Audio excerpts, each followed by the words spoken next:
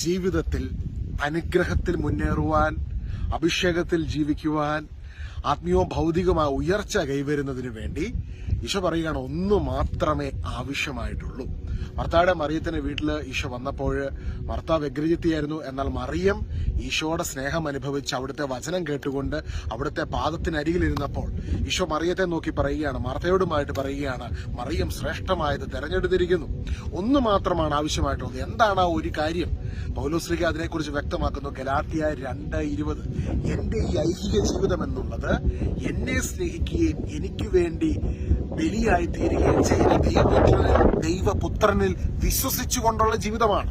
ഇവിടെ പൗലോസ്ലീഹ ഞങ്ങളെന്നോ നമ്മളെല്ലാവർക്കും വേണ്ടി ബലിയായി തീർന്നവനോ എന്നുള്ള പദമല്ല അവിടെ ഉപയോഗിക്കുന്നത്, എനിക്ക് വേണ്ടി. അപ്പം ഏറ്റവും വലിയ റെവലേഷൻ, വിജയകരമായ ഒരു ജീവിതം, ക്രിസ്തീയ ജീവിതം, ആത്മാഭിഷേകത്തിന്റെ ജീവിതം, അനുഗ്രഹം നിറഞ്ഞ ക്രിസ്തീയ ജീവിതം നയിക്കുന്നതിന് നമ്മൾക്കുണ്ടാകേണ്ട റെവലേഷൻ എന്താണ്? ഈശോ നമുക്ക് വേണ്ടി പരിഹാര ബലിയായി തീർന്നു. ഈശോ നമുക്ക് വേണ്ടി പാപപരിഹാര ബലിയായി തീർന്നു. എനിക്ക് വേണ്ടി, നമുക്ക് വേണ്ടി എന്നുള്ളതിനെ ഉള്ളത് ലോകത്തിലുള്ള എല്ലാവർക്കും വേണ്ടിയാണ് ഈശോ പാപപരിഹാര ബലിയായി തീർന്നത്. എന്നാൽ അത് എനിക്ക് വേണ്ടി വ്യക്തിപരമായിട്ടാണ് എന്ന തിരിച്ചറിവ്. എന്നെ വ്യക്തിപരമായി അവിടുന്ന് സ്നേഹിക്കുന്നു, അവിടുന്ന് മനസ്സിലാക്കുന്നു, അവിടുന്ന് അറിയുന്നു. ഇൻഡിവിജ്വലി എന്നെ അവൻ സ്നേഹിക്കുന്നു.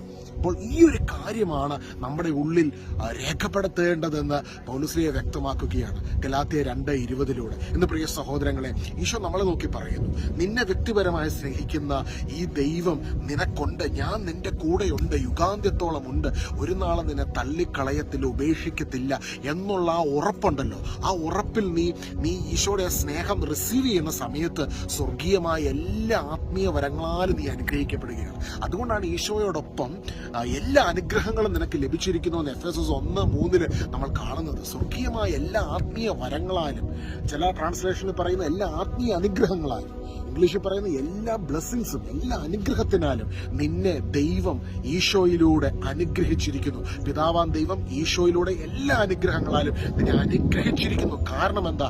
ഒന്ന് മാത്രമേ ആവശ്യമായിട്ടുള്ളൂ.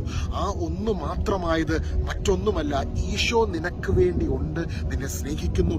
അവിടുത്തെ സ്നേഹത്തിന്റെ ആ നീളവും വീതിയും ഉയരവും ആഴവും നീ അറിയുമ്പോൾ, അറിയാതല്ലേ ചെയ്തത്? ഈശോയുടെ പാദത്തിന്റെ കീഴിൽ ഇരുന്ന് ആ സ്നേഹം അനുഭവിച്ചുകൊണ്ടിരിക്കുക.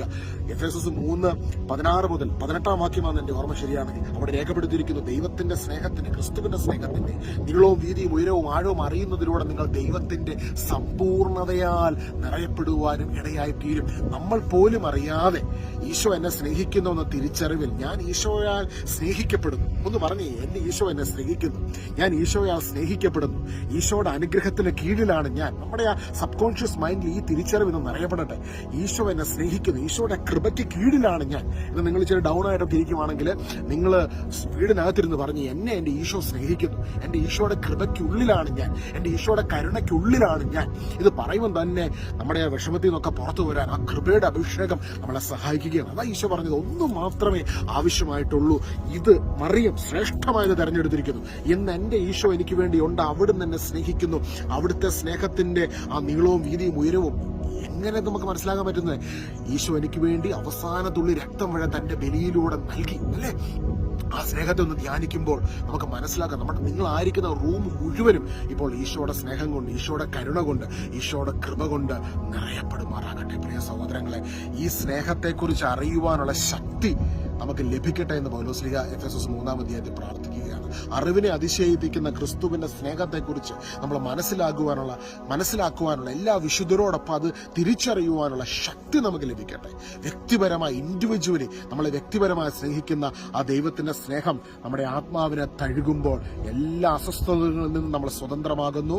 നമ്മൾ തിരിച്ചറിയുന്നു, നമ്മൾ അനാഥരല്ല. നമ്മുടെ ആത്മാവിനെ സ്നേഹിക്കുന്ന, നമ്മുടെ ജീവിതത്തെ സ്നേഹിക്കുന്ന, നമ്മളെ സ്നേഹിക്കുന്ന ഒരു ദൈവമുണ്ട്. ആ സ്നേഹം നമ്മുടെ ആത്മാവിൽ നിറയപ്പെടുമ്പോൾ നമ്മുടെ ആത്മാവ് ക്ഷേമസ്ഥിതിയിലായിരിക്കുന്നത് പോലെ നമ്മുടെ ജീവിതത്തിന്റെ എല്ലാ മേഖലകളും ഐശ്വര്യം നിറഞ്ഞതും, സമൃദ്ധി നിറഞ്ഞതും, അഭിഷേകം നിറഞ്ഞതും, കൃപ നിറഞ്ഞതും, ആത്മീയവും ഭൗതികമായ നന്മകൾ നിറഞ്ഞതുമായി തീരുന്നു. കാരണം 3 യോഹന്നാൻ 1-2 വാക്യങ്ങൾ അതിന് നമുക്ക് ഉറപ്പ് തരുന്നു. വാത്സല്യ ഭാജനമേ, നിന്റെ ആത്മാവ് ക്ഷേമസ്ഥിതിയിലായിരിക്കുന്നത് പോലെ നിനക്ക് ഐശ്വര്യമുണ്ടാകട്ടെ എന്നും നീ ആരോഗ്യവാനായിരിക്കട്ടെ എന്നും ഞാൻ പ്രാർത്ഥിക്കുന്നു. ദൈവം എല്ലാവരെയും ധാരാളമായി അനുഗ്രഹിക്കട്ടെ. വളരെ